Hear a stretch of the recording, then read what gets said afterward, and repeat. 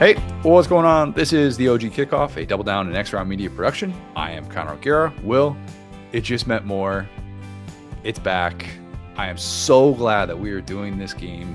2022, Alabama at Tennessee. Number 3 Alabama, number 6 Tennessee. If this doesn't get your I'm all the way back juices going for college football, I don't know what can, because this game absolutely ruled, and rewatching it, I was reminded of how much I love this game. Yeah, same. I mean, it's crazy because you see the number, 2022. It's like, wow, that was the other day. But you think about how much has really changed in that short period of time. Nick Saban in Alabama, we get to get an angry Saban, which any day we can do that. That's amazing. Let me throw out one of my favorite images here, Nick Saban losing his bleep. But that being said, SEC on CBS, right? It's kind of before the final round of conference expansion, all that different stuff, before the final round of playoff expansion. So I think 2022 was our last true, the old guard season in college football. Maybe 23, just because it's still the 14 playoff. Michigan won with a team that felt like the old guard. You could probably make the case in some ways, but you're right. It does kind of feel longer ago than just 4 years because of how much has happened since then. And in some ways, we're doing this game because I feel like we've been, how do I say this? We haven't always looked out for the feelings of Tennessee fans when doing It Just Meant More episodes. I'll say that. Okay. It's been a minute since we've done one that you probably are like chomping at the bit to want to listen to. Mhm. I'm sure there were plenty of sickos that wanted to see Tebow's tears in the 2009 SEC championship. So maybe that kind of got the juices going a little bit. But they're like, look, you can't accuse us of living in the past if when you live in the past, you don't mention us. And I get that. We're kind of slandering them on both ends. Okay. It is. You're exactly right. And, Will, this is arguably the best moment, this game, that the Vols have had of the post-Fulmer era. And maybe you could make the case that Dobbs nail boot was bigger just in terms of that time frame. But I think this was bigger just because of like when it happened later in the season. This team just showed that it could score on anyone with the nation's number 1 offense. And I guess if you're talking like post 98 moments that matter the most to Tennessee fans, you could argue that 2001 at Florida, a game that we've already done for It Just Meant More. Go back and listen to it. You could argue that one was bigger because it was the regular season finale. Tennessee then gets to play in an SEC championship, which is a de facto semifinal for the BCS national championship.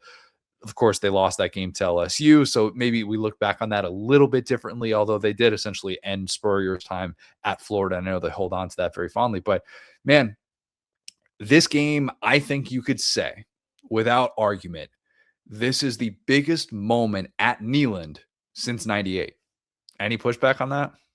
And especially with the positive result, right? Not talking about the lead up, not talking about that. I think that's totally true. And there's lots of kind of superlatives we can give to this game. Oh, and one note that I'll say too that I forgot to mention, the new clock rules is why I made it 2022 and not 2023. The 2022 season featured, we started the year with the Jaden Daniels greatest comeback that was not. And then this game was another game that wouldn't have been possible under the new clock rule. So on one side, you bring your family out to the game. It takes 4.5 hours. Your kids are crying. It's hot. On the other end, when you get a game like this, you truly never want it to end. And that's what feels like it was a perfect a moment for those clock rules where it was just like, get a drop, get a first down, keep it moving. We're going to run 5 billion plays.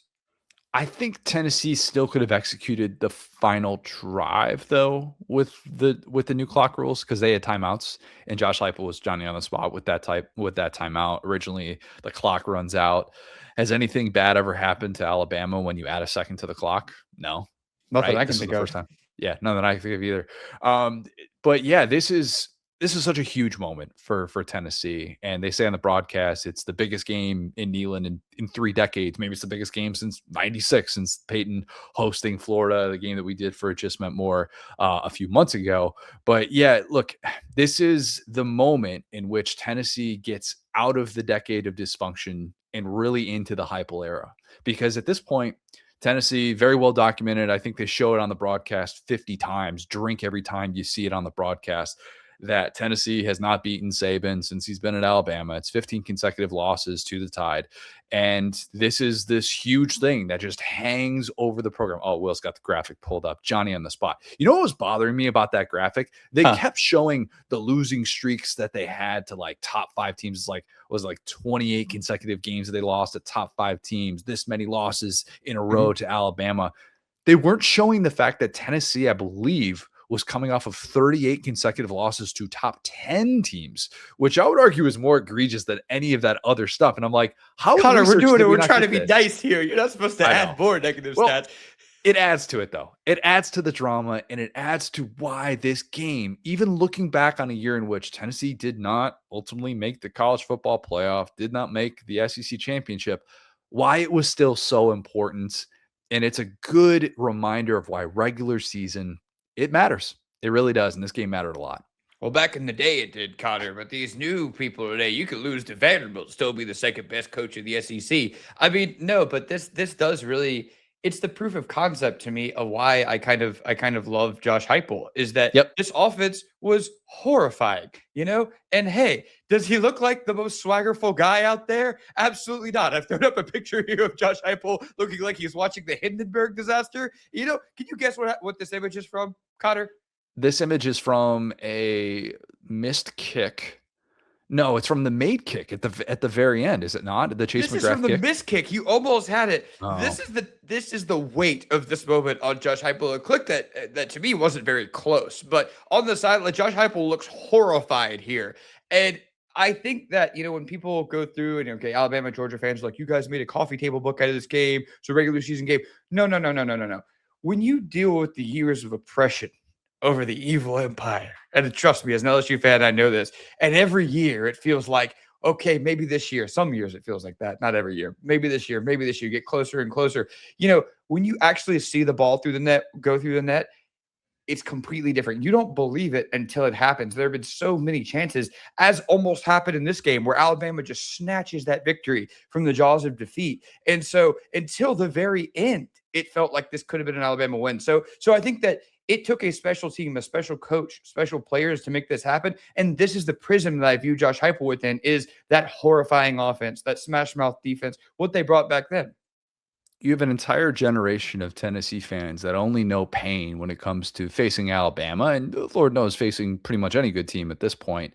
I remember talking to Eric Ainge before this, and he very much agreed that there's no way that someone like him, who at the time is in his, mid-30s with a couple of kids, should be the last quarterback to have beaten Alabama, last Tennessee quarterback. And it wasn't even just that, though, because during the 14 seasons pre-Heupel, Tennessee hadn't even surpassed 21 points against Bama. And then in this game, they've already got 28 points in the first 20 minutes of this game, and it's off to the races, and it feels so different. If Tennessee was ever going to break through, it had to feel different. The close losses were actually few and far between during that losing streak, because we remember 2015, which was this weird game in which Bama, for whatever reason, kind of played with its food a little bit too much and had to really play a 60-minute game. And then, of course, probably the most famous game, depending on who you ask, within that losing streak was the Mount Cody block of 2009. Lord knows, as they said on the broadcast, they needed some Mount Cody to try and block that last kick, and they were unable to do so on the Alabama side. But, other than that, every other loss during that losing streak, multi-touchdown losses at the hands of Alabama. So the decade of dysfunction, shout out Mark Nagy once again. I don't know if he has that trademarked. He very much should. But it was real, and Alabama was the one who made sure that it was real. It wasn't just a boogeyman. It was the schoolyard bully who was always going to remind you, I'm here, and I ain't going anywhere. And until Alabama finally graduated from the 5th grade after attempting for the 8th time or whatever, that was a mean joke at Alabama's expense. I didn't mean for that. You get what I'm saying. You couldn't truly believe that Tennessee was going to break through, and they finally broke through on this day. Yeah, no, absolutely. I mean, going back to the Mount Cody, that was the Lane Kiffin year, right? It was the Lane Kiffin year of 2009. Who could and forget? Again, all of it becomes, again, Lane Kiffin struggling in these big games, Tennessee struggling in these big games. It's like the old gods of college football become less powerful by the day as these streaks start to fall. But yeah, there's a ton to get into. I'm not going to make any of these points just yet. Let's get into the categories. Okay. Where were we for this game? I was at home on my couch because why wouldn't I have been at home on my couch for this one? I had actually so I was thinking back to where I was circa 2022, that fall, and not that long ago, but I had just found out a month earlier that I was going to be a dad. So it was good vibes, pretty low key in the O'Gara household at that point, maybe a little bit of stress, but still nonetheless, it was this game was a build your day around it viewing experience, 3:30 on CBS. Yeah. It was we need to make sure no matter what is going on, this is the game that's going to be on. We're not messing around with that's just before I had multi-view, but this was not a game in which you have multi-view going. You lock into this one, and from start to finish, you were glad that you did. Yeah, absolutely. And again, it just felt different. It felt like this was a Tennessee team that played smash mouth football. We saw that with the run game. We saw that with the tenacity of Hendon Hooker. And I mean, very different from their game with Georgia. Again, sorry, Tennessee fans. It felt like this was a team really ready and poised to get over the hump. And this is a team that very recently before this had just smashed LSU in Baton Rouge in this weird like 11 a.m. Central kick time. And that was kind of the wake up call of to say, hey, you know, this Tennessee team actually belongs. They've beaten a good team. They've already gone into this hostile environment and done this. So like if they were going to stumble, they would have already. I think so too. And they probably still needed to get over this hurdle to make others feel like this was real. And it very much was real. Well, where were you for this game?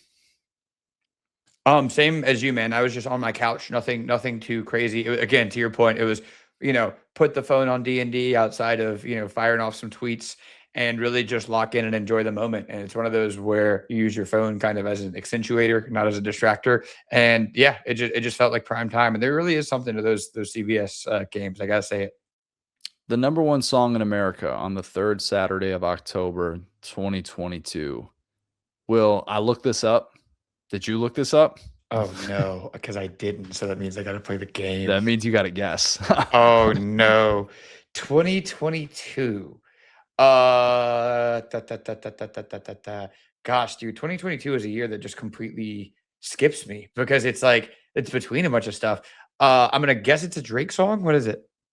It's Steve Lacy, Bad Habits. I don't know that Oh, song. bad habits. No, maybe that's No, a different not song. that one. I No, don't no, even know that's that an Ed song, dude. that's an Ed Sheeran song. Yeah. I I Googled it the other day. I mean, Google it right now to make sure I'm not, like, totally off my rocker on this one, but Yeah. this is the first time that we've had a number one song in America, and I've been like, "Nope, never heard that, no idea." I don't necessarily think I stay on top of pop music that much, but this is probably a sign that I'm getting old, that I just had no recollection of this. Yeah, I don't know, man. I'm playing this in the background in my headphones, and I don't know if I've ever heard this song in my life. I This feels rigged. I don't know. These are This is bot a streamers. streaming number one. Yeah, this is a I've bot. This is a fake Natty right here. Who Goo is Steve? Google Anyway, number one song in America though, and get me to a more familiar song so I can not feel as old. Can you do that for me, Will? Because okay. I felt bad. I felt bad about myself Googling that and realizing, buddy, not only do you not feel like you have any recollection of the chorus, I don't know who this person is. Right. This had to I be keep like a thinking 1 week thing. I expected to see some sort of relative of Eddie Lacy. I don't think Steve Lacy is I was related. like, huh? Yeah, we'll get back around to it. I'm like kind of searching around here. But keep going. Too many number ones because there's number one on streaming. I always just do Billboard as number one. Maybe that's a little bit maybe that's showing my age in itself. I don't know. Nonetheless, not a memorable number one song in America. Okay. The directors. Oh, Nick dude, Saban. wait, sorry. This just popped up for me. So Bad Habit was it, but this was in the run of Unholy by Sam Smith, which I should have guessed. So he kind Oh of popped yeah. up for here, came back, and then Unholy was the big one. So technically a number one, but among a dominant run, kind of like Alabama here. Anyway, Yeah. Unholy got played a lot. That got played way too much. Okay. Nick Saban. A guy that we've talked about once or twice on these airwaves. Saban's last trip to Knoxville as a head coach. Didn't know it at the time. he's never But going back. I don't know if he's been back. Has he been back with College Game Day? Yeah, maybe he's been back. Maybe. I don't know. He'll be back when they host Texas. That seems inevitable. But yeah, it's a weird Bama team in some ways because it was the preseason number one team in America with Bryce Young, who's the returning Heisman Trophy winner, Will Anderson, maybe the best returning player overall in college football. And yet at this point, Bama's still undefeated, but it had dropped to number 3 in the country. And why was that the case? Well, they narrowly survived against Texas at a time when Texas is just trying to show the world that it's not a 5-7 team. Like, forget being back. Losing to Alabama by 1 point was considered like, oh my God, is Texas actually back? So that was definitely taken into account. And then they had that weird game against Arkansas where Bryce gets hurt and he hurts his shoulder, and it was close for a while. And then it was like a few of these splash Jalen Milroe plays, and all of a sudden, like, Bama was okay, and they were able to escape that. And then they also had the 24-20 win against A&M, where Milroe started because Bryce Young was out, and Jimbo insisted on running a goal line fade to try and win the game. And spoiler alert, it did not work out. I remember getting into some disagreements about that play calling decision, but it was just a strange vibe of this Alabama team. And I wondered for Saban, if you gave him some truth serum. He hates comparison, so I would have never asked this question. I still wouldn't even ask this question. I'd be too afraid to do it. But I wonder if this felt like 2010 for him. Another preseason number 1 team that everybody was crowning, saying, you know what, this team is just going to be it. And then you kind of hit the midway point of the season. You're like, this team maybe doesn't have the gear that we thought that they did. And it's a reminder for all the great things that Nick Saban did as the greatest coach in the history of this sport, undisputed. He only had one instance as a head coach of being a preseason number 1 and going on to win a national championship. And obviously this team fell short of that as well. Yeah, I mean, we talk about these moments that kind of made Nick Saban ultimately retire. And again, he did it in a timely way. It wasn't like he ran from anything. But if you were to kind of play a montage of Saban's last couple of years and college football changing and things changing at Alabama, this is kind of like the moment, I would say, where we kind of looked up and went, maybe they're not going to come back and win this game. And maybe things are changing around the country. And a decade earlier, he deals with the hurry up style that Gus ran.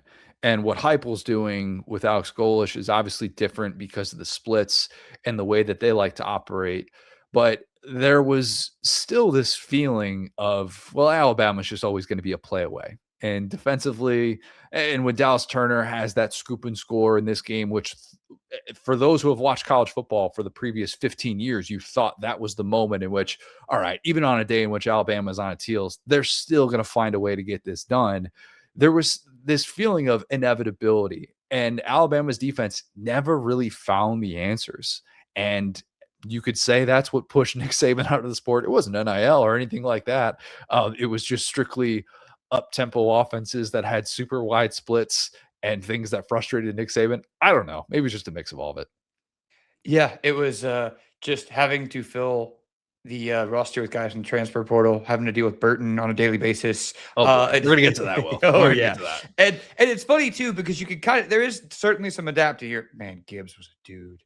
Oh, Gibbs was a dude. You can kind of look up and down the receivers and some of the guys that he had brought in and say, this is kind of a mixed, like, it's not exactly a modern roster, but there are certainly some key transfers. But yeah, you could kind of start to see the cracks start to show with some of the guys he kind of had to bring in. And he's like, these aren't Saban guys. Yeah.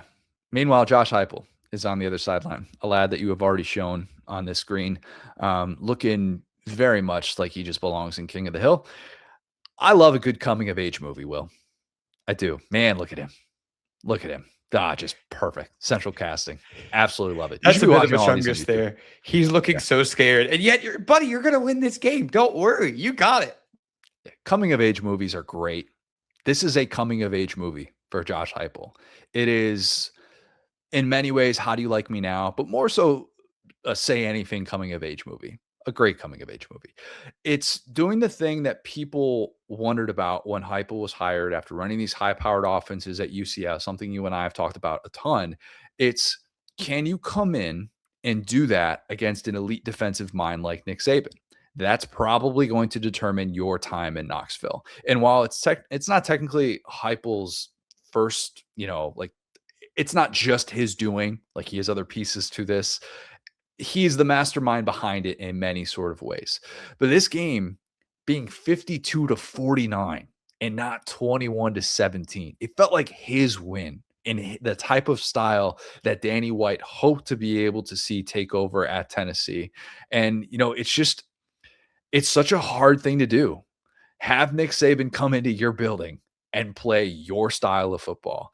And when you're the program that's just simply trying not to be the butt of the joke anymore, That's what Tennessee still was trying to establish in 2022 after an exceeded expectations year one. I think that just made this game so much more impactful. And yes, it worked on LSU the previous week, like we talked about, and they cleared out that place. But that was a year one team with Brian Kelly, and you were already seeing the Florida State sloppiness with that team. So that win, while impressive, because LSU goes on to play in an SEC championship instead of Alabama, this still felt like it was the more important one to be able to get. And, this was the true coming of age moment. And to understand the history, it just adds to the accomplishment. I was looking for this during one of the answers, but this blew my freaking mind. This is the SEC standings that I popped up here. And the fact that, again, LSU, which just lost the previous week, ends up beating Alabama and playing in the SEC championship. This just goes to show how deep the SEC is and was, because, so LSU was what, 4th in the West and like 8th overall here. Kentucky was ranked and LSU wasn't at this point in time, and they were kind of at the same level. And so, yeah, I mean, it just goes to show what a wild season this was, to piggyback off of that point. But yeah, I mean, if you are, if you're an Auburn fan, you're watching this with a massive smile, because you could say, this is the Alex Golesh offense. Watch out. That's right. The other part of it, is that there are these two OCs, Bill O'Brien on one side, Alex Golesh on the other side, current and former head coaches. And you can really see the differences in this offense back then, today. Now, again, every coach adapts. If you keep the same offense, they figure you out.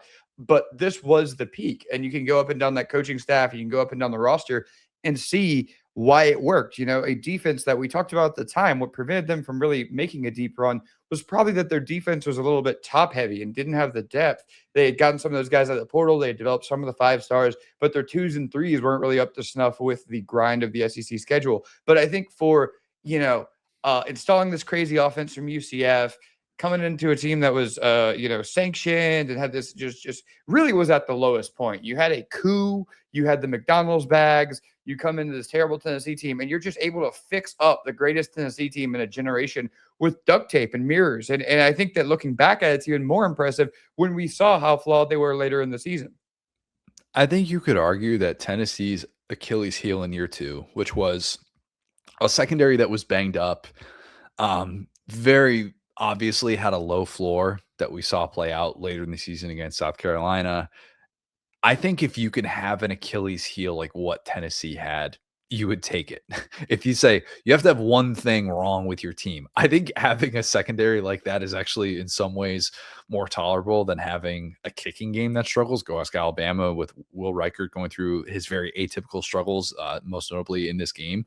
But I think that it made everything feel like, man, this team is so fun, and it's so fun to be present with this team, knowing that you can score at a moment's notice, knowing that on the defensive end, you at least have a pass rush that can get home. And if they don't get home, then you're probably screwed. But you know what? We got an offense that can make up for it, and that can go down the field and score, and score 50 seconds or whatever it is. So yeah, Tennessee was not a perfect team at this stage, but all things considered, everything you could have hoped for in year 2 for Josh Heupel.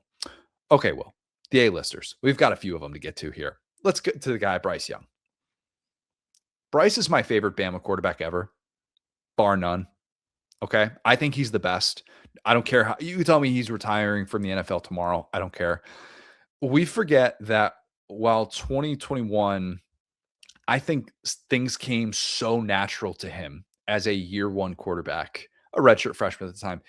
In many ways, having Bill O'Brien calling plays in year 2, again, same play caller, but still, and an underwhelming offensive line that Bama had in year 2, it in some ways allowed us to see what Bryce Young was capable of. Mm-hmm. And you see that all over this game. He plays the game with such joy that I think if you can watch without any sort of agenda, you would wish that guy was leading your program. You would.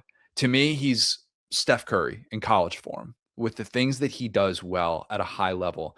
And I would argue, I don't think any quarterback in the history of Alabama football could have gone back and forth in a shootout like he did on this stage. And you could tell me peak Tua would have maybe been able to do that before the hip surgery and all that stuff.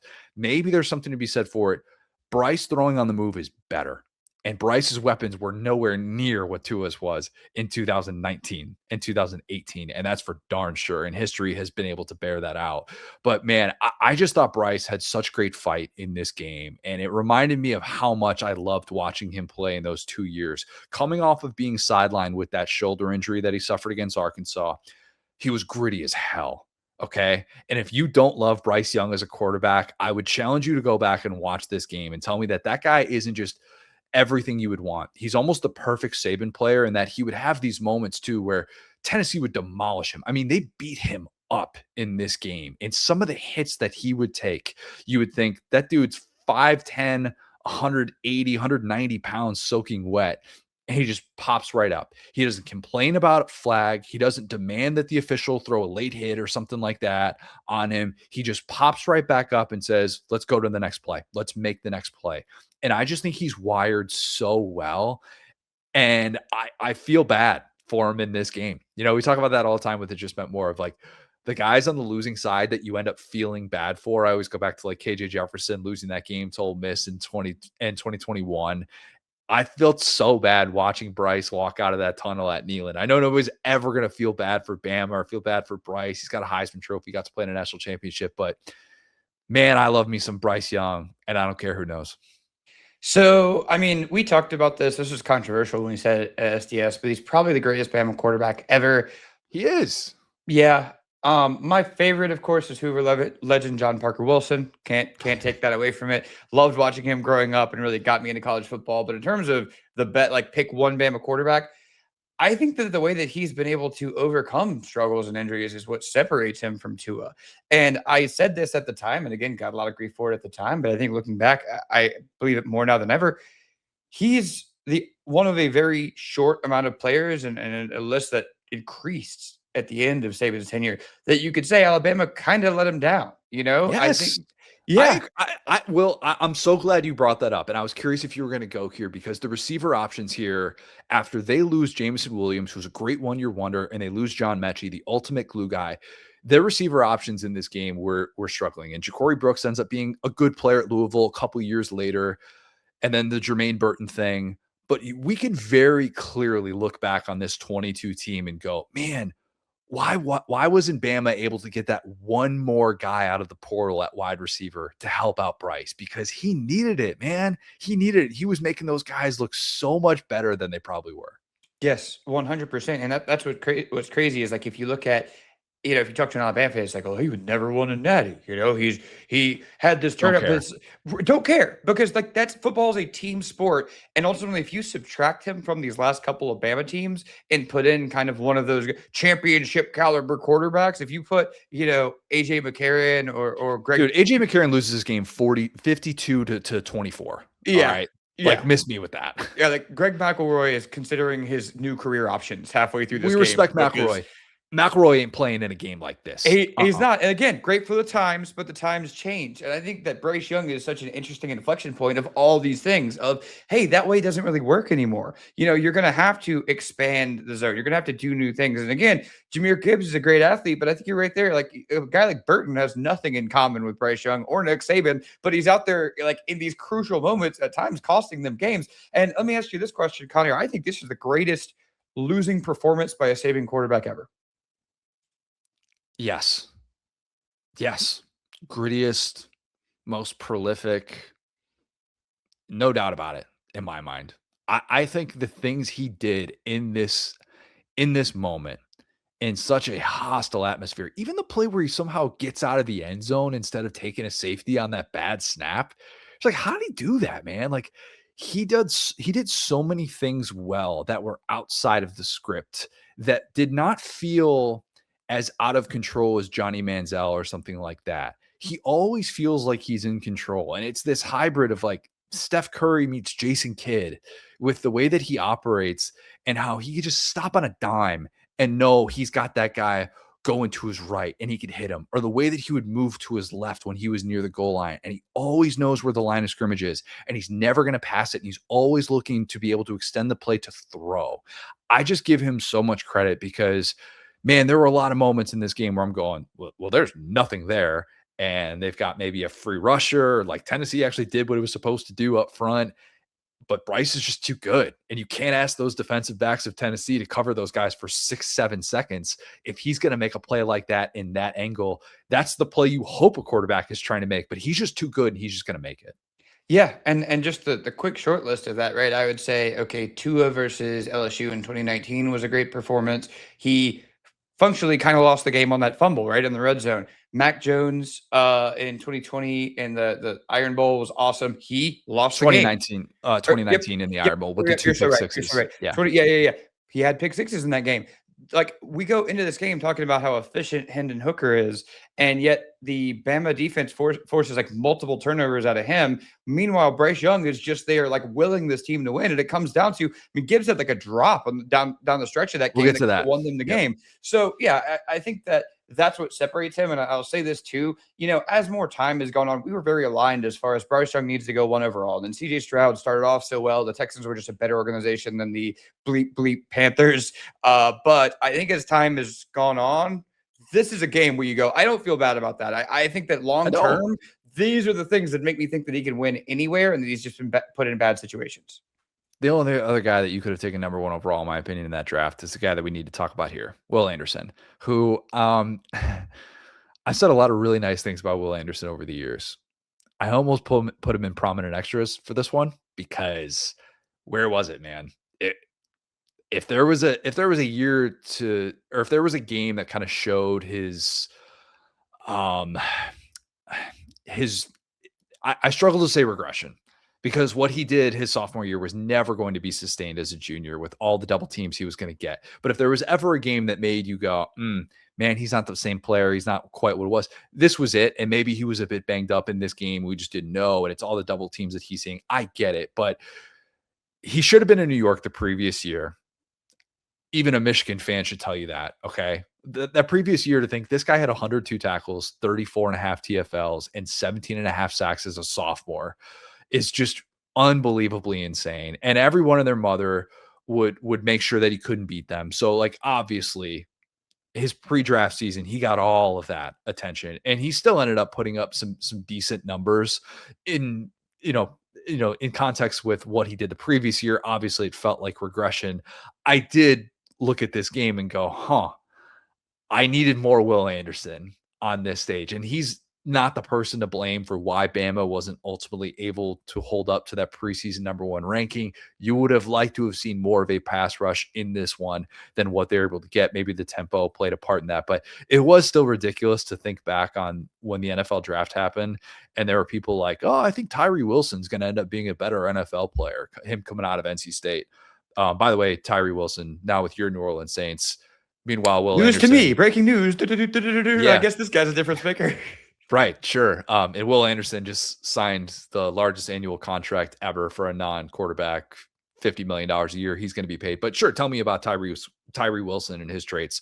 I'm sure they really compare it to Will Anderson. But yeah, I mean, it's weird because you have to put his legacy on a pedestal because he's one of the best defensive players of the 21st century. This was not the game to show it. Yeah, exactly. I mean, I think it's there are definitely games to give him his flowers, but again, I think it speaks to the physicality that we kind of didn't see coming into Tennessee, where they go into this year and they got a maze and they're out there pushing people around and good offensive line. Yeah, they had a great offensive line. We talked about the front 7 on one end, and I think their linebackers are pretty good too. It really just to me was their secondary. They could stop the run on this Tennessee defense, but yeah, I think that they did it on that was on one side of the ball, and then the offensive line on the other side of the ball. I think they knew what Bama's strengths were, and it was, hey, we're going to make injured Bryce Young dance around and hope we hit him enough. And that didn't really happen, but they did enough at the end on offense. Another first rounder that Alabama had, Jahmyr Gibbs. I think, Will, correct me if I'm wrong here. I think casual fans kind of forget that Gibbs was part of this Bama team because it was just 1 year, and they didn't play for a national championship. So maybe this is more of NFL fans, I think, forget a little bit.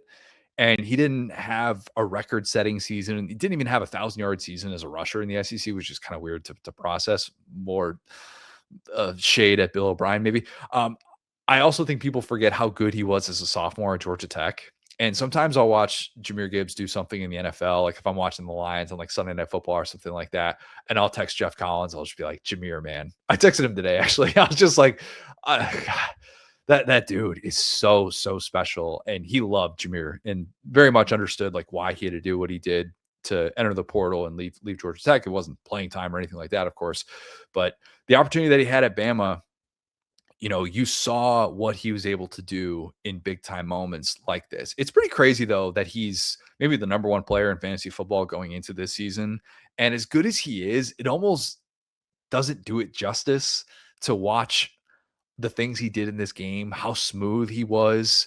And at one point, Gary says, "Look, I've been doing this for 17 years, SEC on CBS.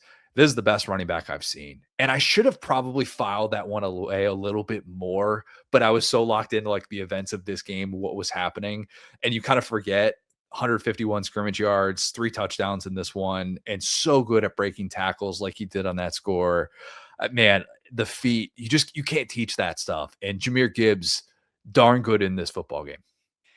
I think that's very classic Gary because like Derrick Henry is probably better than him. Let's just be honest. But this is the style of running back that I love. And he also was different though. Like Right. Jahmyr was different than any Bama back ever. And Derrick Henry is still one of one, but probably more similar to the typical Saban era back that we had seen. And like Jahmyr was like this different combination of skill set with the vision and the feet than all of those other guys. So like I kind of get why he was saying that, but you're right. Like Derrick Henry was a better college player. let's admit that. Yes, and like this style of running back, me growing up watching the Saints, watching Pierre Thomas, and then Elvin Kamara, as he got called on this broadcast. Got the comp, yeah. He got comped to Alvin. I love Gary. What a king! He's comparing him to he's saying he's the best. He's the best running back he's ever seen, and also comparing him to his second string Tennessee running back at Alvin Kamara. Anyway, I think that's your 1-to-1 comp, and Alvin's one of my favorite running backs of all time. Guys I've watched second to Adrian Peterson is Alvin Kamara. When you get a guy who can do what he can between the tackles, can get a guy who can swing a pass and run it, and I think that he was such a difference maker. And in fact, it actually makes Bryce Young's stat line look less gaudy than it probably should have because he was able to break out these chunk plays and score 3 touchdowns. And it was like the way that he was so casual with it. And you could see his brain was like a cyborg. And he was like, it's like he could tell exactly when to stop running. Like when he could see like, there are 3 guys there. I'm not getting through those guys. Let me just slow down, hop out of bounds. Oh, let me just I'm free. I'm just going to waltz into the end zone. I don't have to like be a try hard. And like, and I think that he has such a balance and such an anticipation for the game. It's the sky's the limit, man. He's the only guy on this offense that Bryce could turn to and say, "Hey, make something out of nothing." Everybody else, I don't think so. Gibbs could definitely. Henry Toto, guy that crossed enemy lines. Just talking about Alvin Kamara, guy who crossed enemy lines. Not the best day at the office. He did have a nice open field tackle on Hendon Hooker, but complicated legacy for a guy who led Tennessee in tackles as a sophomore on that disastrous 2020 team, 5-star player coming up. I thought he was kind of mostly overrated after that. And I don't determine that based on like PFF grades or whatever, none of which were ever. PFF grades are never going to be favorable to like an inside linebacker for whatever reason. But I just always kind of felt like the instincts weren't quite there. And everybody would always say like, this guy's like preseason All-American, and you'd see the mock drafts and be like, he's a first-round guy. And I just kind of go, I don't think he's that guy. I just don't. And he's a good player, and he's been a good player in the NFL. Like credit to him. He's outperformed his 5th-round draft stock. Like he's like an important player for what the Texans are doing. He's still playing with Will Anderson, which is cool to see. But this day probably did not help his bank account. I think we could say that. It's, sometimes when you're like an inside linebacker like that, being 6'2", like 230 when you're like 17 is like the worst thing you can be because it just makes you like, it makes you worse. Like it makes you feel like you could just bull rush or just kind of talent your way through it. And often the guys that will be the 5-star recruits because their measurables will get into college and they're just kind of, I hate to say asleep at the wheel, but they're not developing in the way that these kind of smaller, more compact, more cerebral linebackers do. And they get to the NFL. It's like, yeah, if size was a factor here, like the bigger guys would be playing. And so, yeah, I think you're right. The fact that he had this whole hero's journey to get to the NFL, it's like, yeah, you're pretty much just like a solid NFL player. Like this all kind of worked out for you in a roundabout way. Isn't there a Henry Toto meme that's pretty famous of like him in the locker room after this game too? And I tried to look it up and I couldn't find it for whatever reason, but I feel like I see that a decent amount where he just looks like he's been in a war coming off of this game, and he's just gassed. And maybe there's a select person that tweets that, and I'm just forgetting who that is, but I feel like I've seen that image. They probably don't want to spell his name, so it doesn't come up. I'm not even kidding. Like, if that was a different player, it'd probably come up, but people are like, apostrophe. I'll be honest. I pride myself as a man who knows his way around an apostrophe. I had to look it up again. I had gotten off typing Henry Toto, and I had to look it back up again just to make sure that we got 2 in there, not 3. We got the 2. Second apostrophe is egregious. Let's be honest. When you get to that second apostrophe and you got a total of 2 letters in your name, it's like 8 long. That's on you, buddy. Apostrophes have had a rough time, a very rough time. Go try and fill out a Scantron. Go try and check in for a flight, and that apostrophe will give you some issues. Trust me. All right, Hendon Hooker. I debated where to put him on this list because he's a preseason All-SEC guy, and I felt like I was banging the drum for Hendon Hooker. But I still don't think before this game he was being talked about nationally enough. So I almost wanted to not say he was an A-lister, but he was an A-lister. I mean, you knew that this guy was putting up ridiculous numbers, had not thrown an interception yet until this game. And for the vast majority of this game, he's completely dialed in.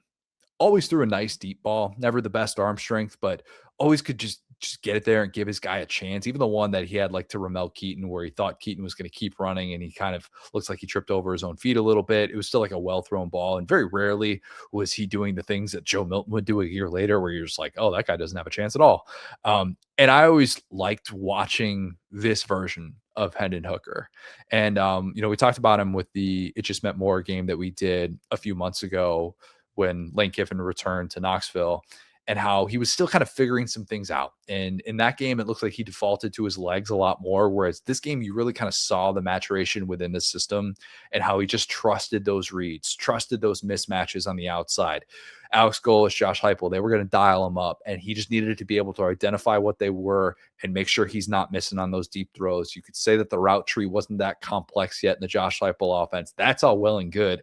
All I know is that guy was getting a whole lot of blades of grass, okay? And if you like college football, you like watching guys like Hendon Hooker do what they do, because even if you think the offense is gimmicky and it's like, oh, shades of the old Big 12 or something like that, and I just think you fall in love with guys like this who just keep responding, and the game just never feels like it's over, and everything is on the table for Hendon Hooker, and I loved watching him in this game.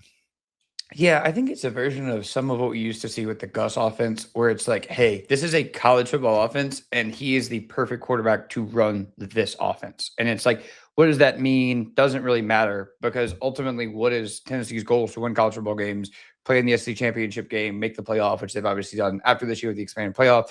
And so I think when you start to kind of build your system, this is exactly what you look for, and what I think should be the mold going forward for a Josh Heupel quarterback, a guy who is smart with the football, until we kind of got to some of the exchanges later on in this one. And that's an underrated part of this game is, again, not too glazed here, but like I feel like Bryce Young outplayed him due to the turnovers, but the fact that he was still able to get off the mat and get back out there and lead the team is what was so special about him specifically. Because you look at these other Josh Heupel quarterbacks, and last year was a little bit different. I think they had some of that, but it was just a different situation last year. But like when you would get the Nikos, when you would get the Joe Miltons, and they would throw the pick, it was like their brains were just shut off and they would stop taking chances. And with Hendon, he would just take a big hit, get off the mat, throw a pick, get off the mat, and that's what you need for this offense, because it can spiral when it starts to run out of breath. And I think that's why he was so perfect for them. The irony is that, yes, he was perfect to run this offense. Josh Heupel did not think he was perfect to run this offense, because let's remember, Jeremy Pruitt was the one who recruited Hendon Hooker to come to Tennessee, and he stayed there. And then even after spring ball, they make the decision, Joe Milton's our guy. He's our QB1 from the jump. He's the first guy. He's going to give us our proof of concept. And it's Hendon Hooker who gives you your proof of concept. He's the one that allows you to be able to do all the things that you want to do in this offense. And I know that it was a change schematically coming from what he ran at Virginia Tech, but he picked up on these concepts so unbelievably well. And it's kind of why I think Josh Heupel in many ways looks at that and goes, man, I like having that older quarterback there. Something that we'll talk about this year with Tennessee. We'll see kind of how it impacts them. But you just feel like they're going to always get up off the mat and they can make these adjustments. And you do need to make adjustments within this offense. Okay. I know it's kind of seen as like this one trick pony at times, but you do need to make adjustments to what a defense is giving you. And I thought throughout this game, it was a masterclass in making those adjustments and taking that green grass when it's there and knowing, man, when I have those Jalen Hyatt matchups, buddy, I can't miss them. I can't miss them, and I got to hit on those. And he always seemed to do that. I could honestly guess with pretty certain accuracy here of why Joe Milton initially got the nod over Hooker, which is that this offense can be so vertical and it can be so wide. And Joe Milton does have this next level arm strength, but then does he? I've never heard of that, Will. You're the first person that's ever mentioned that. This system uniquely could it didn't, but it could technically work for him better than most systems. But that being said, you watch a game like this and you feel silly because it's like, did he struggle to hit Jalen Hyatt downfield in this one, would you say, Connor? Was his lack of NFL size costing him downfield shots? How many times in this game would Joe Milton have overthrown Jalen Hyatt on wide open deep balls? I'm pretty mad thinking about that. Don't even ask me that question. Oh, God, you got to have touch on the football. You can't just be a trebuchet back there. Anyway. Joe Milton and AJ McCarron are playing in a 2024 game in which each of them have left 3 touchdowns on the field. Again, I think AJ McCarron was a really good college quarterback. He was not Bryce Young. Okay. AJ McCarron somewhere going, what's this got to do with me? Anyway. Breakout performers, Jalen Hyatt, man. Whew. Friend of the show. 5 touchdowns, 207 yards, 1 Bullet Kickoff award. Very much in large part because of what he did in this game. Before this season, he had not hit 300 yards in college. Okay. And we've asked him on this show, hey, after your sophomore year, you go into that meeting with Heupel, kind of seeing where you stand. What's this offense going to look like next year? How close are you to transferring? And he said pretty honestly, look, there was definitely a chance you could come out of that room and go, nope, this is not the place where I'm going to be able to showcase my talent. And instead, Heupel gives him this pitch of like, look at the guys that we're losing. Like, you're going to fit in perfectly. You're going to be a great compliment to Cedric Tillman, who comes back as the established guy. And you're going to have all these great looks out of the slot. And if you just stay here and trust me, then you're going to do some great things. And this is where proof of concept matters. This is why year one, yes, while wins and losses, we can tend to overlook these things, why you need to establish an identity. Because if you're just running the football and if you're this boring team that doesn't care to stretch the field and you're just like, hey, look, we don't really have the personnel to do what I want to do yet. And we're just going to try and win every single game, like 17-14 or something like that, because if we still have some of these Pruitt holdovers, you're not getting a guy like Jalen Hyatt to stay. You're certainly not getting someone like Bru McCoy to come on board. We're going to get to that in a second. And you need to establish in that first year, I have an offense that is worth sticking around for. Jalen Hyatt stuck around because he saw these other dudes start to pop off. And he's like, to quote Ella Langley, would love to give me some of that. All right. Would love to. Drop that on beforehand. No. I mean, what's so crazy is like, you look at his like career after, and again, dumb NFL organizations, shocker. But this is a guy that plays so far above his measurables to me. Like when you see him rising up over the Alabama defenders in this game, you're like, I got about 6'3", about 220, 230. And then you look and you're like, wait a minute, not literally, no, he's not. But that's what's so interesting about him is how diverse he could be and how much he can do on so few touches in a game like this that completely breaks a game open. So what I'm going to do is I'm going to list some SEC performances by a wide receiver, and I want you to rank this one. I got 3. All right. Okay. Go ahead. Okay. Devontae Smith versus Ohio State in the Natty. God, he didn't even play the full game. He didn't even play the full game. That's 12 catches, 215, 3 tutties. Can we ask Tough Borland about Also, hate to be this guy, but like there was some other stuff going on there. You could say he was given some of those yards. Weird season. Weird season. Devontae Smith in the Natty was just insane. I would probably give a slight edge to Devontae, even though he didn't play a full game. And I think that's fair because you could also talk about that they were down Waddle as well. You could talk about like what that team needed. Justin Jefferson versus I knew you were going to bring this up against Oklahoma. Yeah. Where I think he could have had 6 touchdowns on that. But I think LSU was if they didn't have Justin Jefferson, I think they still smoke Oklahoma. Yeah, you're right. I think Chase could have had 4 as well. Yeah, I think Jefferson slightly more impressive, but Hyatt more valuable. Does But that make sense? Because remember, Hyatt's doing this without Cedric Tillman. Cedric right? Tillman's not even playing in this game. And Mhm. they needed every bit of what Hyatt did. I mean, including the game-winning touchdown in this one. So you have to give that a little bit of credit. I was there for for the Justin Jefferson one, and that was also not fair. The fact that it's Alabama though and not Oklahoma, I think maybe you got to give a slight edge to Hyatt. I mean, this is almost the Randy Moss meme. It's 6 It almost catches, is 207, 5 touchdowns.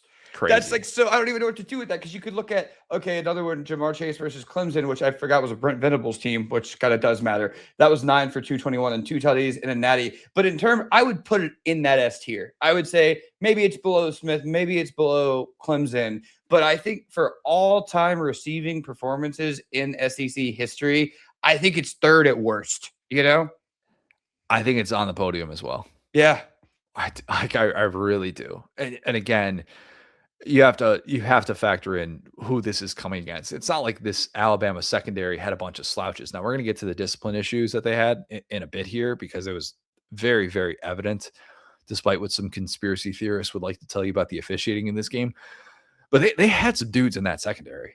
Okay. And you still had to be able to make those plays. Now, maybe the route tree wasn't as diverse as some of those other guys. And so maybe in terms of how we view it from the next level standpoint, maybe you could argue those are more and more impressive, but Hyatt was ridiculous, absolutely ridiculous. It was criminal what he did out of the slot in some of these matchups where Bama just had no answer whatsoever. And it was probably, if we want to look back on this and say what was the game in which Bama said, Pete Golding, you want to go to Ole Miss? By all means, go ahead. This game was probably part of that. It all matters, right? Because you're right. I mean, this was a team that was my takeaway too, was like, we talked about DeBoer dealing with all these discipline issues his first year. It's like, that didn't start there. Like, Saban was having the flags and the discipline issues too, but when DeBoer does it, it's like this whole, you've lost. And I said this. And so I'm glad that I've gone back and watched this game now. I've gone, hey, they set the penalties record in a Nick Saban game. Let's remember that. Some of these same guys, your Malachi Moores, were still a problem under Saban. And so, yeah, that being said, I mean, I'll just close it out like this. Like, forget JJ McCarthy. If Jalen Hyatt wanted to go by 9 after this game, because he was hitting those go routes, I mean, like nobody else, buddy. He was. Number 11 hitting the 9. Yeah, he was on fire. Bru McCoy, another guy that we got to mention here. I think in college football, being present is so important. It is. His football career, rather, is over at age 26. He medically retired a year ago, but this was a decorated 5-star guy who started his career at USC, I should say, and never quite ended up having that I've arrived season in college football. But he had some of those moments, and none of which were bigger than the catch that he made to set up the game-winning field goal. It's a play that's going to live in Tennessee lore, and it really should, because he makes this catch in traffic, and you're just like, that is a grown man play. And again, you need proof of concept to go and get someone like that to buy into your system to say, hey, we got 15 seconds left. That's enough time. Let's go downfield. Let's throw it up and see if Bru McCoy can go up and get one for us. And sure enough, he does. He gets to have that forever. Regardless of how he looks back on his football career, maybe he didn't do the things he wanted to, and Lord knows he had that just horrible season-ending injury. Was it against South Carolina a few years ago as well, when he was kind of tapped as the number one guy for that transition post-Hyatt, post-Tillman. But man, that guy was so impactful, and I hope he never has to pay for a drink in the state of Tennessee. Like, I hope all fans still appreciate some Bru McCoy. I loved the two catches that he had in this game were Tennessee's first and last play from scrimmage, and you get the Bru. I love it when you could do that with anybody. Bru McCoy deserves to have the Bru whenever he goes into a bar. Never let that man pay for a drink. That would be electric. Yeah, and exactly what you said. These teams are piecemeal, and in those moments, you see the 5-star talent, and you go, hey, maybe you're not Cedric Tillman or Jalen Hyatt, but we see why you're special, and we brought you here to do just that. And that's, again, I keep saying, like, proof of concept, right? It's the Josh Heupel offense that has quietly produced some amazing college receivers. And he's right in there where, no, you're not leaning on that guy to be your number one. But all of these guys play a role to where, okay, if you're going to go double, triple cover Hyatt, this guy was like the best receiver in America coming out of high school, and you can't just leave him open. And when you see the body control and the physicality of him just vacuuming up that ball to his body and hitting the ground, it's like, Hey, glad we called that guy. Glad we called that guy. All time glad I called that guy. Dallas Turner, another guy that we got to bring up here. Preseason third team All SEC guy. So maybe not your typical breakout star, but he had what at the time had to feel like the biggest moment of his career on that fumble return, the scoop and score on the bad exchange. It looked like I think it was it Jabari Small or Jalen Wright. They're the same person in my brain. I'm sorry. I shouldn't do that. Those two Tennessee running backs are the same exact person to me. But the messed up exchange where Hendon like thinks that the running back has it, the running back thinks he has it, and then Hooker got credited for the fumble here because I went back to go find it, and I was like, I'm not really sure this was his fault, but that's what they technically he had 3 turnovers in the game. Yeah, and that's the risk sometimes of what you do with the mesh point in that RPO system, and it doesn't take a lot for you to see one go the other way and just ball bounces perfectly, and boom, you think that's going to be the moment in which the air gets let out of the balloon. And here you go again, Tennessee. This is why you can't have nice things. And instead, Dallas Turner has one of the more forgotten big time plays in a game like this. And not necessarily to his doing, but a young linebacker who was certainly showing some promise and was definitely Johnny on the spot in that moment. Sorry, I got to do cleanup. I had mentally counted the Kool-Aid pick in there. He had 2 turnovers, 1 pick and 1 fumble. I kept saying multiple picks. Okay, so that didn't count. So it was multiple turnovers. It was 1.5 turnovers. I'm not really sure who to count on the fumble. The second pick didn't count. It was several turnovers. But that being said, no, I'm right there with you where this goes to Bama's defense has some of these guys now, so I don't want to be too disrespectful. But okay, we're going to spend all game blocking Will Anderson. Oh, Dallas Turner gets free and ruins my life. This is awesome. Yeah. That just again, the front sevens, you just had to pick your poison, and that was his coming out party to be the next guy. Prominent extras. Let's rip through some of these. We already talked about Pete Golding. We don't need to talk about him again. You kind of understand what's going on with that one. Great defensive performance, super discipline, head coach material. Yeah, totally. Jermaine Burton. Eek did have a really nice kind of like over the shoulder, over the body grab in this one. Remember when we all watched him hit a female Tennessee fan in the post game and then have Nick Saban tell us afterwards that we didn't know the full story and that's why he wasn't suspended? Remember when that happened? There's nothing you could get told that will make you hit a woman legally to me that makes it okay. I don't know. But again, that kind of goes to the aura of the dynasty and everything. Because I said at the time, it's nothing happened based off of this. But what a knucklehead. Saban said he acted out of fear. Okay. I'm just going to leave this here. I think our opinions, we were pretty vindicated on that one. How that's turned out in the NFL too. So yeah, again, I don't necessarily try and take victory laps on guys, but let's just say he wasn't someone that we banged the drum for. So yeah.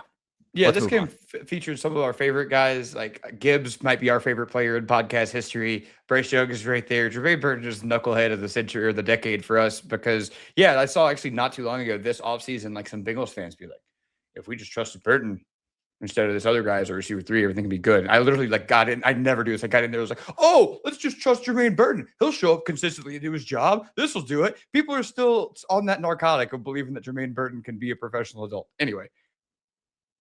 He is no longer with the Bengals at this point. So yeah, that ended the way that, let's just say it didn't surprise me. Speaking of some of those guys, Terry and Arnold, let's do a quick Google search of what he's up to. Nope. All right, let's move on. Okay. How about Byron Young? Both of them. This is one of my favorite recent stories of the NFL. 2 guys in this game named Byron Young, both of which are defensive linemen on opposite teams. Bama's got one, Tennessee's got one. Very infamously part of the we drafted the wrong Byron Young blunder. Okay. If you've never heard this story, buckle up. This is like something you would see in your fantasy, like your family fantasy football draft, not even like your real diehard fantasy football draft, like your family fantasy football draft. And this year it's definitely going to happen because we've got 2 B Robinsons on the Falcons who play running back. Like we've got Bijan, we've got Brian, the former Alabama running back, Brian Robinson. The Raiders thought that they were drafting Tennessee Byron Young, in the 2023 NFL draft. They were not. They drafted the Bama one because they texted the wrong agent. 7 picks later, the Rams get the Tennessee Byron Young. The Raiders, at the end of the Byron Young that they drafted, at the end of his rookie year, they cut him. And the Rams, who got the better Byron Young 7 picks later, have a Pro Bowl defender. And if that's just not the perfect way to show why one organization wins and one organization does not, I don't know what does. Yeah, I mean, because I was like, I don't remember this story directly, but mentally, I'm like, I'm gonna guess the organizations that could have done this. Browns, and then you go the Raiders. I went, yep, of course. It's always the Raiders. It's always the Rams sitting there going, they got the wrong Byron Young. We can get that guy. It's always, the Falcons that end up trading and giving like Pro Bowl defenders. It's always these specific teams. And when you see a smart team is like calling you up like, hey, we got something nice, don't answer the phone. But yeah, that's hilarious. And also it like a sack on the Tennessee one had like a sack on Bryce Young that just kind of blew my mind a little bit. So too many B Youngs. Yeah, way too many B Youngs. We already talked about Joe Milton. He did come in for that first half Hail Mary that was nearly completed, actually 55 yards drifting to his left, and he took something off it because that's just the way that Joe Milton operates, of course. Bill O'Brien. What's up, Trevor? If you know, you know. You might say Bill O'Brien was the reason that Bama didn't ever reach its potential in 2022. I might also say that. I might also agree with you if you say that. I also might say that while Bama had a top 4 scoring offense, it was a group that still, if you watch them, they lacked consistency. That's a weird thing to say about a game in which Bama puts up 49 points. What was it? 42 of which were from the offense. But it just felt when you watched 2022 Bama that it was too dependent on Bryce doing something ridiculous or Jahmyr Gibbs doing something all world to bail them out. And again, the raw numbers are going to tell a different story, and that they're going to say that Bill O'Brien is just this scapegoat. But I just remembered it was difficult to watch this team at times, and it was too difficult on Bryce Young. And even Gibbs's usage felt kind of odd at times. I know he got a lot of run in this game. He didn't even start this game. James McClellan started this game. What are we doing here? You're not fooling anybody. It's Jahmyr freaking Gibbs. Let him start the game. You know what's so messed up, Connor? I bet Alabama fans today, which could be James McClellan. We'll start Chase McClellan tomorrow. It's like, actually, what's so funny about that is you're right. It's like, we had Gibbs. We started this quote unquote bump. And just to see how far the run game has fallen from there, it's like, man. Golly, man. Anyway, Bill O'Brien doing great. That's so funny to start the game. I didn't mean to gloss over that. That's just, of course, outsmarting everybody. I felt a little bit better about the offensive coordinator on the other side. Alex Golesh could make a case that he's a breakout performer as well. I remembered in 2021, Heupel got all the credit for Tennessee's offensive turnaround, and understandably so. Okay, it was his scheme, and he's the offensive-minded head coach, and Lord knows any head coach that was going to rebuild Tennessee after the 2010s was going to get a ton of credit. Tennessee also, after 2021, made this very interesting, subtle offseason move where they added to Alex Golesh's bio offseason play caller, or offensive play caller, not offseason play caller, offensive play caller. That makes more sense. And I thought, file that one away, because that's usually an agent making sure that his client is getting his proper due. And that guy probably has some bigger aspirations. And then sure enough, turns out Alex Golesh very much had some bigger aspirations, and he's now an SEC head coach. The last 5 years, all of his offenses that he's been a play caller for have finished in the top 1/4 of the FBS in scoring. Only one of them has not been bottom 2 in the country in time of possession. He does not care about complimentary football. This is what Alex Golesh does. And I wonder how much this game came up in that Auburn interview. John Cohen sits him down and he's like, so tell us about these points you scored against Alabama. Tell us about that game in 2022. You got any clips on your phone you could just show us? Tell us about these routes that Jalen Hyatt was running. What were you doing there? What kind of witchcraft were you working up there? Could you do some of that if you come here? Great. Here's a code scrolling through a plethora of CFB Reddit tweets, just like, what happened here? Okay, next. That's pretty good. Liked what you did. You only had 15 seconds and you found a way to be. How did, man? You would look great in the plane. You come over. You'd be fantastic hire on the planes. Here's a contract. You're good to go. Do you have any kids with coaching aspirations? We're going to put that in the cons column. I'll just be honest. Anyway. Yeah, I think his kids are 6 and 7. So I don't know. We'll see. We'll see. Cedric Tillman brought up here just because he missed this game, and preseason All SEC guy who the more you watched him in 21 in that year one offense, you're like, this guy is making some big time plays, and he kind of came out of nowhere. This year though, pre-draft injuries kind of hurt him. Injuries have really hurt him in the NFL. I want to see him healthy in the NFL. And it's kind of crazy to look back on this game and think that Tennessee didn't even have its best receiver out there, or the guy that was billed as their best receiver coming into the season. Yeah, and again, that just goes into the craft that was the offense. We have Tillman, kind of a bigger guy who can burn a little bit, but like think about those three guys in tandem and when they were able to play together and be healthy. And I think that health was, obviously Bryce Young was dealing with an injury. You're not going to discount that, but health was a bit of the downfall of this Tennessee team as well. You talk about Tillman, obviously Hooker getting injured, but yeah, just wishing I could see more kind of like clean football out of that guy, because we love Tillman too. Yeah.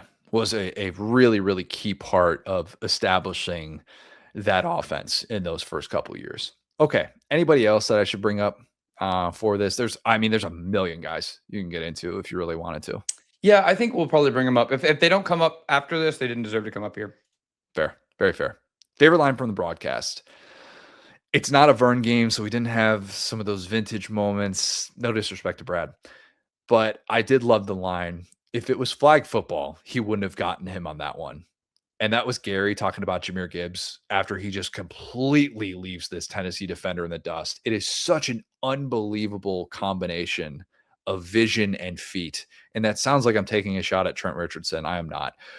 As Gary says, though, Jahmyr Gibbs is just the complete package. And that play just showed you everything. Like I wonder how many of the clips from this game the Lions looked at and said, first round pick, sure, don't care, he's worth it.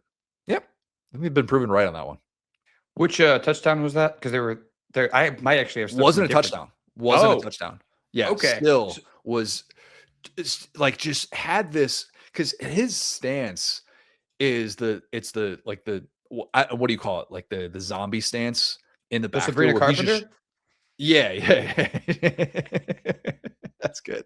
I don't know that everybody calls it that, but I get what you're saying, where he's just straight up and he looks like he's not in an athletic stance, but he is still kind of in that mode as he's seeing this defender come in from the side.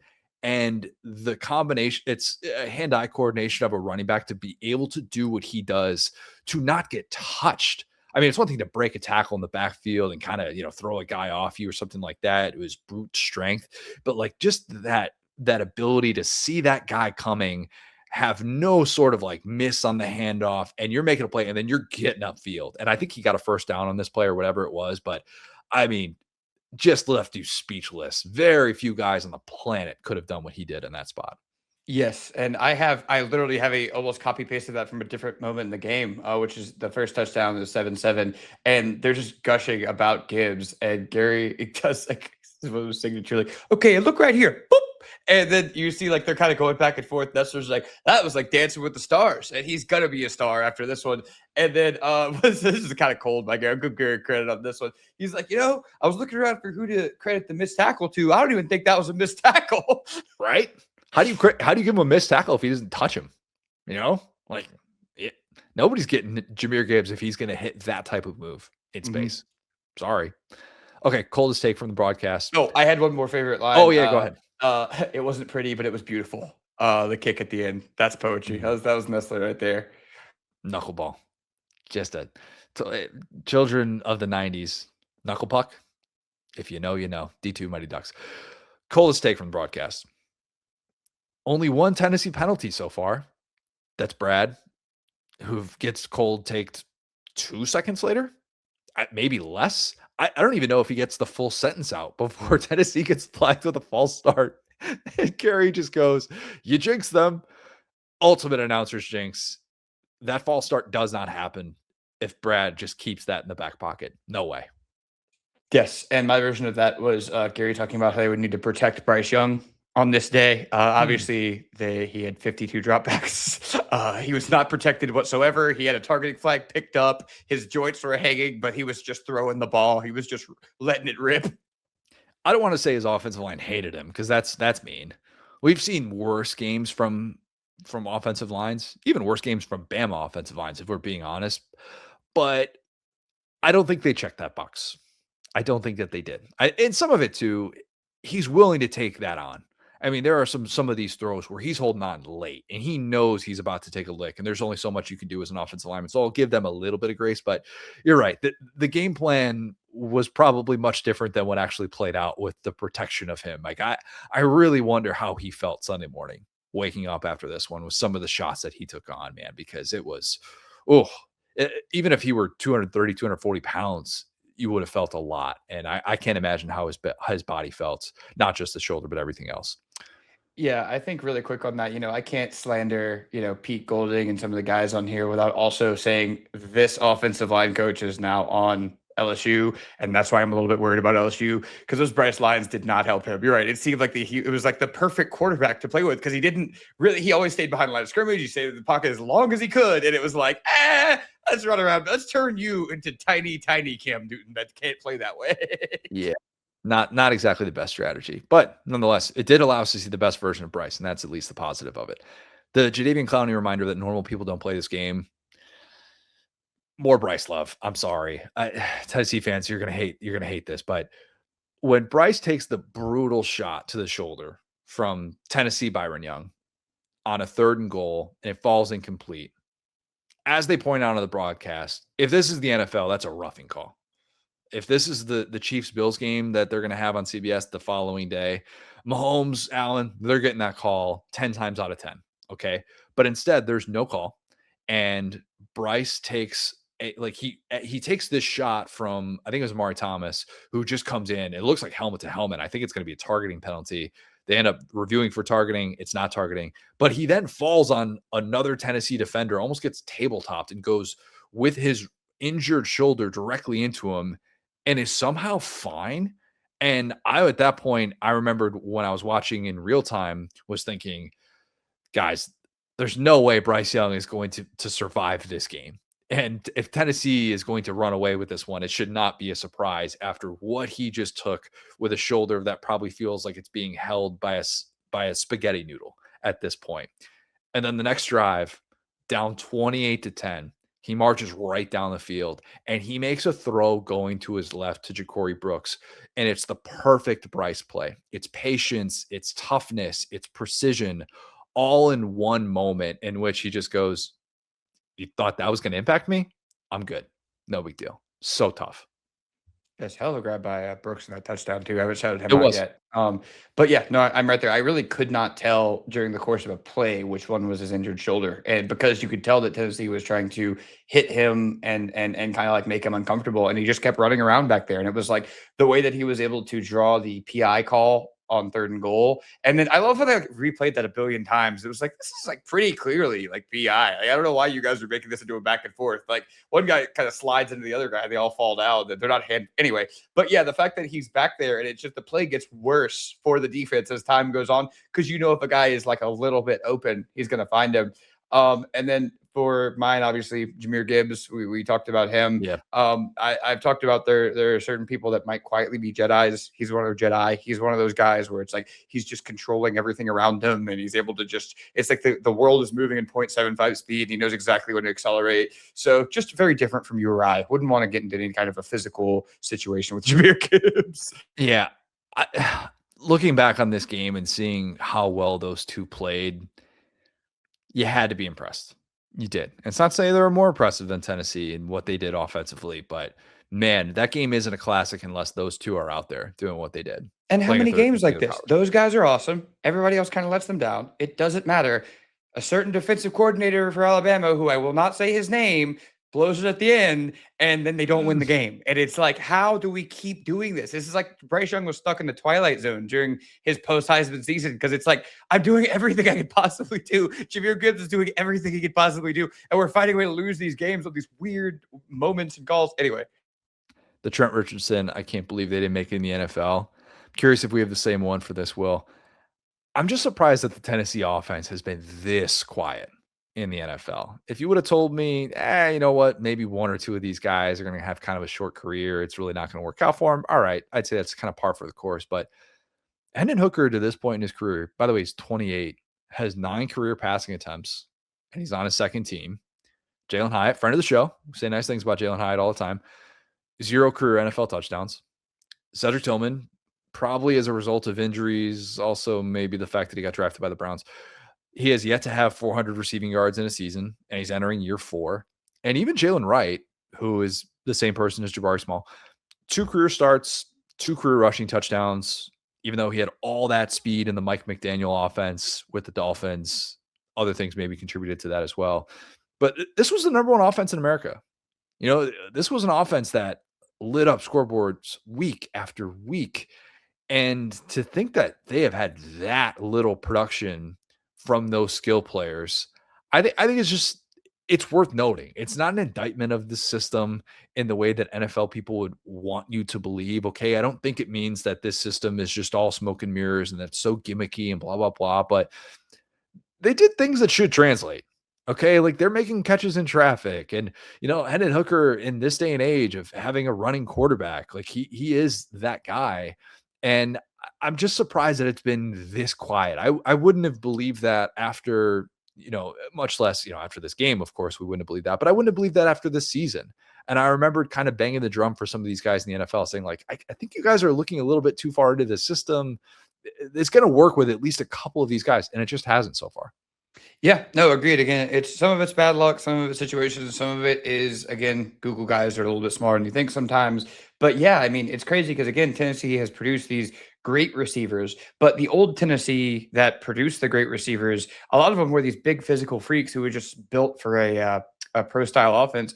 And these guys are a little bit more, what would I call it? Like role oriented, like we talked about. And again, unless you're in a great system, that doesn't really work. Mine, who was one of my sporting guys I didn't get to, is interesting. Cameron Latu, really good in this game.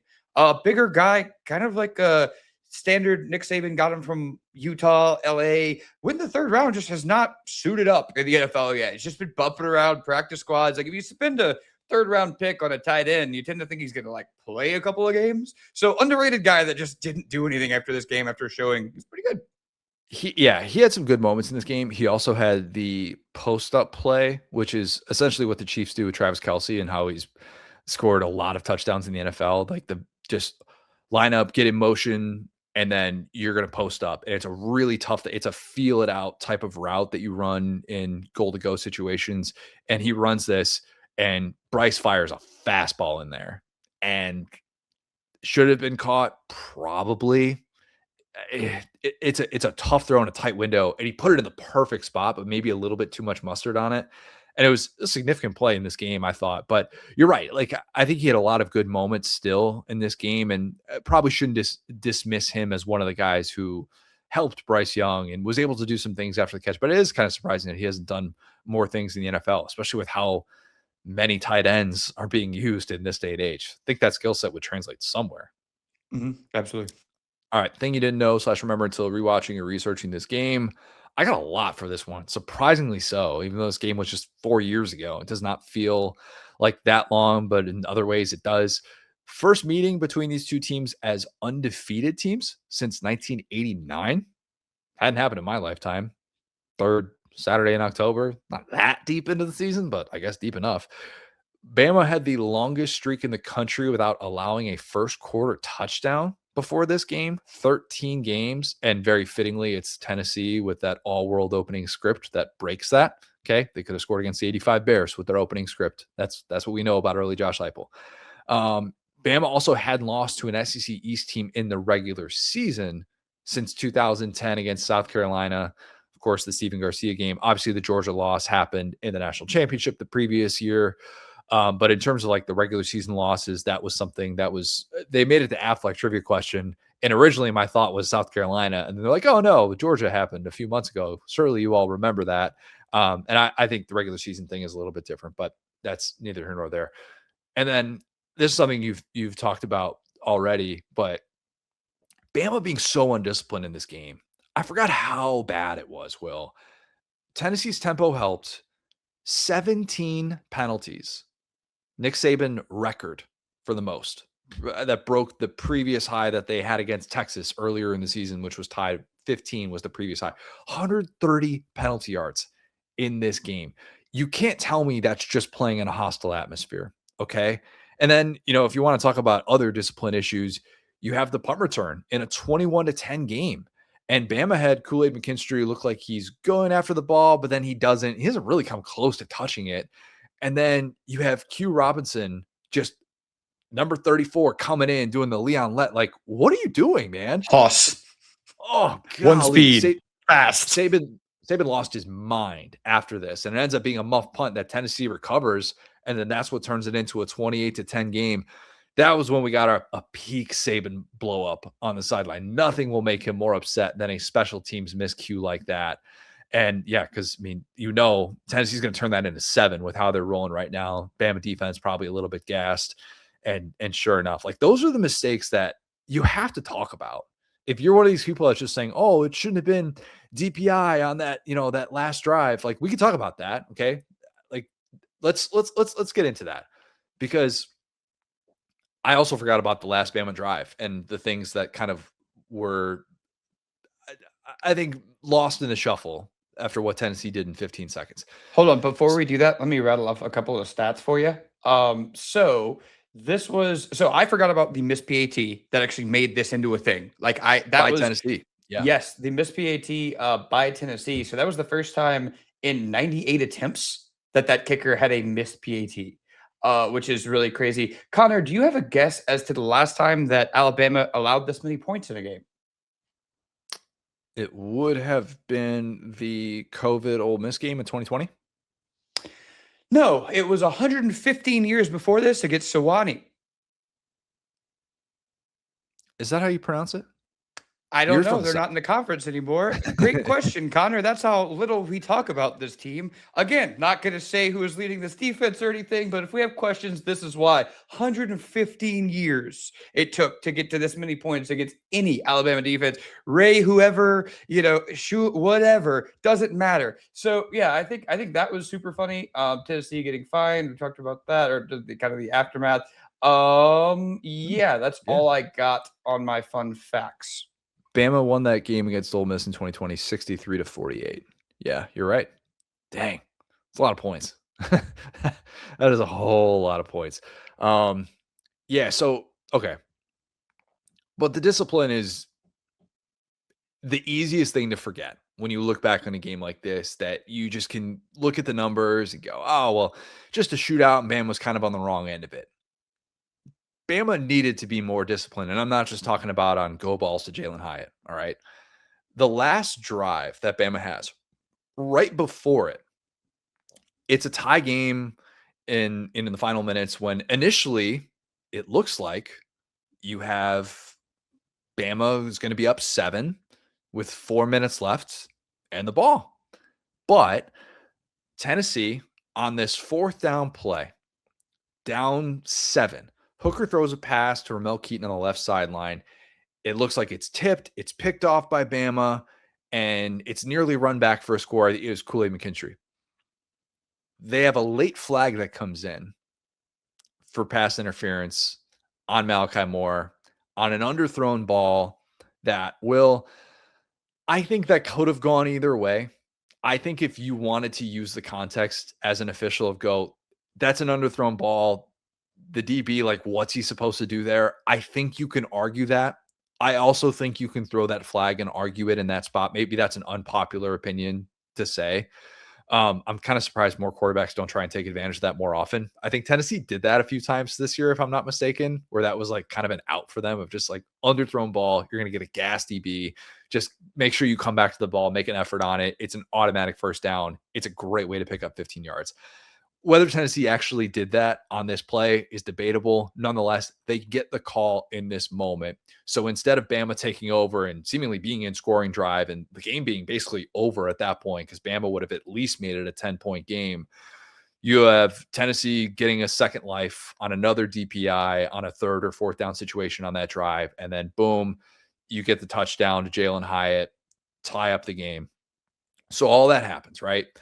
And I had forgotten how deep into Tennessee territory that Bama drove. And you have Jahmyr Gibbs, who has just been everything you could have hoped for. Whatever you paid that guy in the portal, he was worth it and then some. And you have him drop this pass that, how do I say this kindly? Jahmyr Gibbs never drops that pass. He was the highest graded receiver, as highest graded running back in terms of receiving the previous year, has done such great things as a versatile running back in the NFL, catching the ball out of the backfield, did those things on this day, and dropped a pass in which it looked like he had a clear runway to the end zone in which a defensive tackle was covering him. And that right there probably should have been the game for Bama. And instead, you have this 50-yard field goal attempt. Will Reichert is kind of just going through this slump, tries this draw, has the distance, and it misses. And I kind of just forgot that Bama had these opportunities that were there, and they kind of left a lot of that on the table. As brilliant as Tennessee was in those last 15 seconds, the 3 or 4 minutes that preceded this gave us that ending, because it very easily could have just been, oh, that's just Bama survives and Tennessee, thanks for playing. It was not that. Yeah, it's such a weird script because it was a combination of Tennessee playing the game of their lives, Alabama setting themselves on fire, and then Bryce Young being the firefighter trying to put the fire out. And then, yeah, those were the two that I wrote down. A Jahmyr Gibbs drop, and he could have been seen as maybe the second or third best player of this game until then. And then that weird penalty. Shout out Cooley McKinstry, a guy that hopefully does play off in the NFL. Really should have deserved better in this game because he didn't touch that fumble, and he also ran what he thought was a pick all the way back down the field. Would have been the hero of the game, and he played awesome. And he was like the only disciplined guy on defense they had. He's sitting there going, "No, I'm just tired." Awesome, thanks, man. Yeah, but Bama really wins that game more times than not in the Saban era, and just could not find those answers and was just doing too many self-combusting type things down the stretch. Okay, so when the losing team blew it, when Bama decided to leave Jalen Hyatt in man coverage without any over-the-top help all night, probably then. The third touchdown. Bama has DeMarco Hellams on him, free release, out and up, forget about it. 60 yards, take the lead. Few too many of those instances where did you not think that Tennessee was going to try and do that stuff? I'm not sitting here pretending like I have all the answers defensively speaking, but those felt like schematic miscues that Bama fans are not used to seeing that defensive staff make. Yeah, and I thought we transitioned topics. My bad, but like I said, my answer was the drop and then the flag because I feel like they played enough to win the game to that point. That's the thing is like both teams had miscues. Tennessee had the weird strip sack, like whatever. You're going down to the wire, and this is supposed to be when you show your championship DNA, and they kind of just turtled, honestly. You could also say Alabama lost the game when it did not find a way to get Mount Cody back on that field for that field goal. He would have come back. Come on, it's the 2020s. You can find a way to get anybody back on the field. Just get a judge, figure it out. Okay, what would have happened if the result was flipped? A couple things worth noting here. We're talking about a couple of 10-2 teams in the 4-team playoff era who ultimately did not get bids. Okay. Tennessee won this game and still missed the 4-team playoff. I don't think this game would have changed the result of what happened against Georgia. Maybe you could make the case Georgia felt slighted because Tennessee came in at number 1 in that first playoff poll, and that gave Georgia all the fuel. I don't know. I think Georgia has shown since then they don't really need that type of ammo to beat Tennessee. That just hasn't been the case under Kirby Smart. We have hindsight to say that Georgia was not losing on that day, despite what some idiot kept saying on airwaves. 2 of us all offseason. Took an L on that one. Took an L. Felt vindicated by what Tennessee did in 22, but saying going into 22, the defending champs are going down and Tennessee's going to end the losing streak. Not my best take. Hand up. It happens. Well, you didn't specify which champion, though. That's the thing. Alabama's got some championships. Yeah, I could have said the defending SEC champs. Good call, Will. Too bad I didn't. That's okay. Bama did the thing that you can't do even in the 12-team playoff era. much less in the 14 playoff era. That is, lose to the two best teams on your schedule. Despite what Nick Saban wanted you to believe in December and then for months and months after the fact, it did not have a resume that was worthy of making the field. Even ahead of a team like TCU, who was 12-0 in the regular season and did lose until that Kansas State overtime game in the Big 12 championship, I realized not all schedules are created equal. Bama's best wins were against a couple of 4-loss teams from Mississippi. All right, let's hold our horses here. Let's not pretend like that team was snubbed. It was not. But here's what I wonder, Will. If the result was flipped, how does that impact Georgia-Bama and that rivalry? We did not get Georgia-Bama in 22. If the result is flipped, we get that in the SEC championship. Could have been similar to the previous year in 2021 where Georgia is unbeaten. Bama needs it more. Perhaps we get not one, but two Georgia-Bama matchups in 22. Georgia then gets the 4 seed, faces 1 seed Michigan. Bama gets the 2 seed, faces 3 seed TCU. We get another Bama-Georgia national championship. Does Saban win that and then ride off into the sunset? Let's not forget, Bama, overwhelming preseason number 1, a team that felt weird in the regular season at times and felt like it had more holes than what that consensus in the preseason would suggest.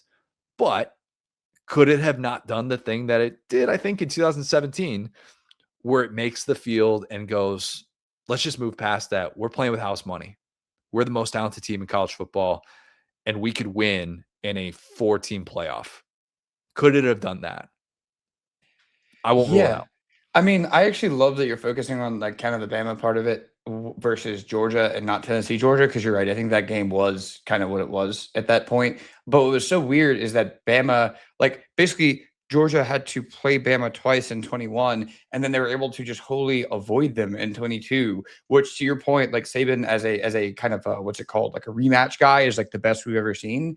And so I think this matchup ended up to a degree helping out Georgia because of how clearly better they were than not only Tennessee, but also LSU. And they got to play this Brian Kelly team that didn't know the freaking field goal punt rule. And Kirby just completely punched them in the mouth. And so I think it would have been good theater, but I think that this result ultimately probably helps Georgia more than anyone because you get to play a walkover LSU team instead of a good Alabama team with Bryce Young who can make anything happen. I am not a hollow national championship guy. I am not. Give Georgia fans some truth serum and tell them if 22 felt the same as it did in 21, knowing that you had to get through Bama in 21. Again, we're not here taking away national championships. Play who's on the schedule. But if you ask Georgia fans what was more satisfying, hell yeah, getting through Bama was more satisfying than getting through TCU. Okay? It just was. And in a way, it kind of feels strange to look back on that 22 team, knowing Georgia was undefeated, but knowing that it didn't have Bama to get through. Like if Bama had just been one of those games, I think we talk about that 22 Georgia team as like, wow, that was an all-time great team. But instead, because Bama wasn't part of that path to a national championship, it sort of just gets dismissed. And Bama's always part of the path to a national championship. And for whatever reason, for that team, like it just wasn't. That's just the way it worked out. And it worked out like that because of this game. Yeah, and quickly on that, it's a complete flip of luck for Georgia fans who just had to keep playing them and had to keep being in these situations before you play them, obviously, for a natty twice before then. But here, it's like you're so dominant. You've had this championship elude you for so long. You're so dominant, and you end up with beating, again, not a great LSU team with Brian Kelly, beating a very good Ohio State team as the clock struck, midnight or whatever, but then a TCU team that, again, they just smoked. So they're the victims of their own success in that 2 of their last 3 games were against competition that they blew out of the water. So they on paper look more dominant, but if you're a hater, you're going to go, they kind of got an easier route. Whereas in 21, they had to take their lumps and learn from them.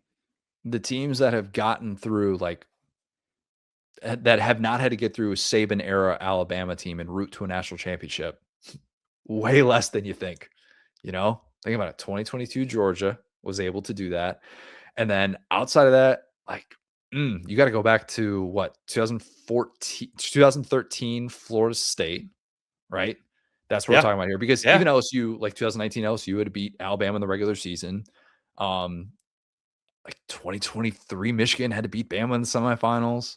Yeah, they sure did. 2013 Florida State. And then, I mean, it's 2008 Florida still had to get through Bama. Like, it's kind of crazy to think of, like, there's basically 2 or 3 teams that did not have to get through Bama en route to a national championship while Saban was there. That's insane. That'll never be replicated. This is beautiful. We found a way to upset Alabama fans by talking about a loss, Tennessee fans by just crediting their stuff, and now Georgia, we're just getting straight into Georgia fans too. And AJ McCarron, let's throw one at him too. Let's give Tennessee fans some love here with this last category. The player image we'll always remember when thinking of this game. You can go with a few. I'm probably not going to go with the Jermaine Burton Zapruder film. I'll instead go with, that's it right there.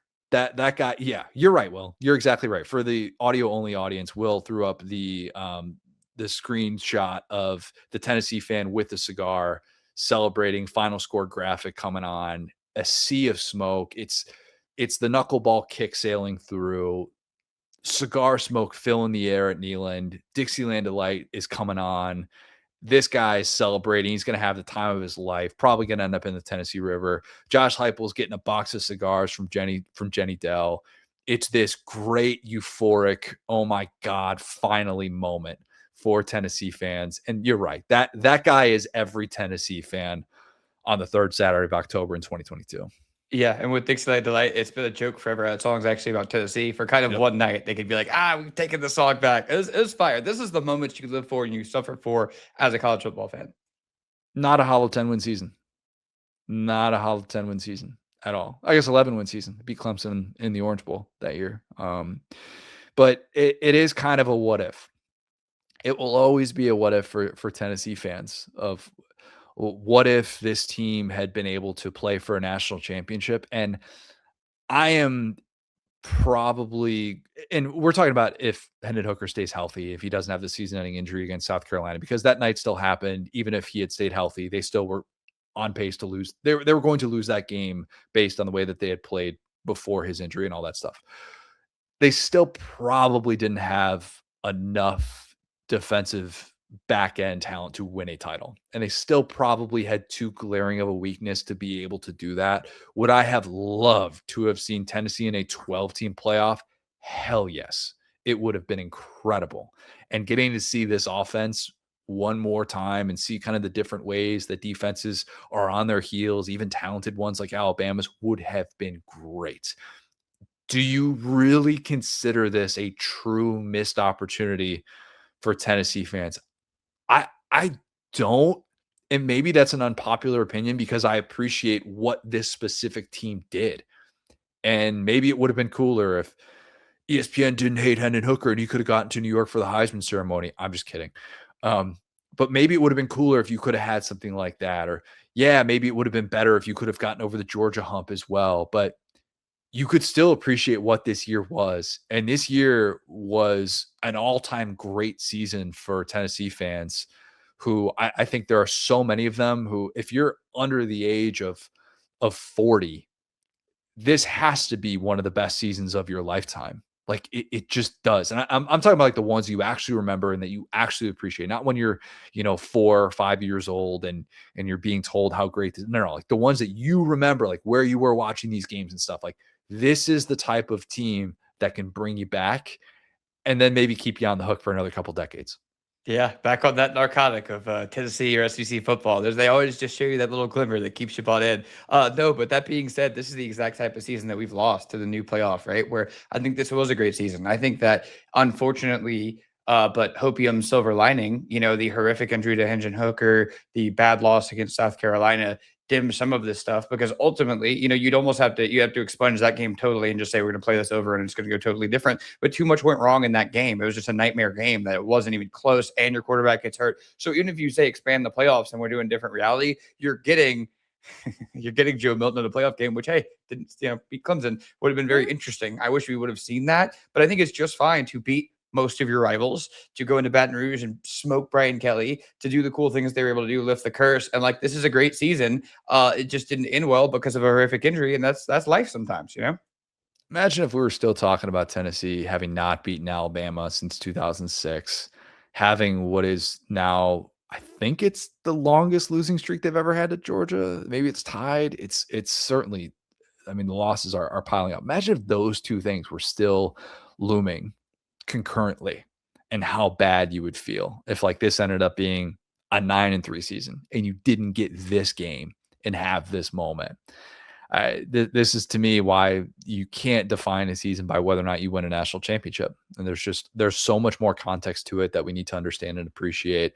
I thoroughly enjoyed watching this Tennessee team, especially when their defense on the back end would allow them to play in these shootouts, and it was really fun. They feel more like a Big 12 team than so many of the other teams that we've talked about in the SEC when we've done these.